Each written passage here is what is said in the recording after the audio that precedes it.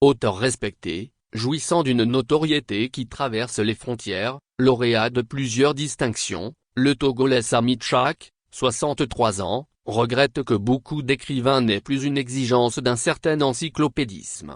Culture étriquée de certains écrivains. Pour me résumer, je lui ai dit, beaucoup d'écrivains, même parmi les grands lecteurs, sont de moins en moins cultivés, car dans la mesure où ils n'ont plus une exigence d'un certain encyclopédisme, ils ne lisent pas tous les genres. Par exemple, ils liraient plus volontiers des romans, mais pas ou peu de poésie, de pièces de théâtre, d'essais. Ils n'ont pas une culture générale mais une certaine culture en littérature, ils ne lisent pas des textes en philosophie, en psychologie, en sociologie, des textes de vulgarisation scientifique, des textes techniques. Ils n'ont pas à proprement parler une culture générale incluant la musique, l'art, le cinéma. L'on comprendrait, à partir de cette carence générale que j'appellerais culture spécialisée, étriquée, la profusion presque dégoûtante de textes d'une grande pauvreté philosophique, des romans qui sont de moins en moins un espace de savoir, réduits donc à des petites histoires, à des récits banals souvent très au ras du ventre,